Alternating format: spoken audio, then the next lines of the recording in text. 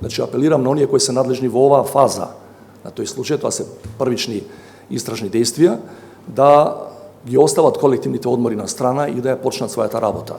Знаете, да направам паралела со тоа што парламентот, владата или кабинетот на председателот го прави секоја година. Сите ние имаме така наречени колективни одмори. После 2 август обично, и кога не работи парламентот, ќе работи повторно од 26 август натаму, не работи и дел од владата и дел од кабинетот на председателот. Меѓутоа, ако има потреба, веднаш се состануваат. Во Уставот стои парламентот заседава постојано. Ако има потреба, веднаш истата вечер се собираат сите 120 пратеници. Тоа мора да важи и за нив. И за обвинителите, и евентуално и за судиите. Че не смееме да си дозволиме, кога имаме ваква голема афера, ние да тераме годишен одмор како да е редовна состојбата, а не е редовна состојбата. Знаеме сите. Не сум се чул ниту со Заев, ниту со било кој друг од министрите во владата, бидејќи сметам дека нема потреба овој период. Затоа јавно на овој начин преку вас апелирам до тие што се надлежни, повторувам, судско-обвинителските органи да почнат да ја работат својата работа, не само тие ќе речат дека почнале. Мора побрзо да ја тераат таа работа.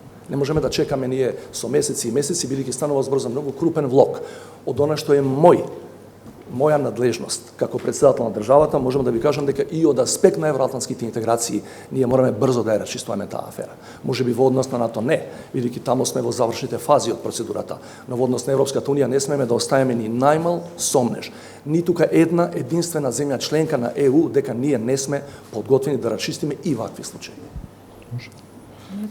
Дали председателот може би планира да свика седница на Советот за национална безбедност? Јас за сега не, да одговорам веднаш на вашето прашање, за сега не, затоа што сите информации кои ги добивам од надлежните органи, кои се под моја надлежност и оние кои не се под моја директна надлежност, а ме информираат, таква опасност, значи по интегритетот, суверенитетот не постои во овој момент. Индикаторите кои ги имаме, значи кои ги означуваат трендовите, исто така не кажуваат дека наскоро може да има влошување на безбедносната состојба во таков обем да мора да се свика тој Совет за безбедност. Меѓутоа ве уверувам дека 24/7 ги следиме сите тие работи, надлежните органи ги следат и ги информираат сите нивни предпоставени, да кажам, и во државниот врв. И јасно е ако такво нешто постои дека ќе се свикаме веднаш. Нема да одиме на колективен одмор. Дали сте разочарани од специјалната обвинителка Катица Јанева, на која безусловно и дававте поддршка, дали таа ги изневери вашите очекувања и дали целиот во овој случај ќе влие на евроинтегративните процеси? Без да од оваа позиција секогаш кога коментира може да се свати како политички притисок врз она што истражните органи треба да го работат. Меѓутоа сега ќе ви одговорам како човек со оглед на тоа што до сега го знаем. Да, разочаран сум.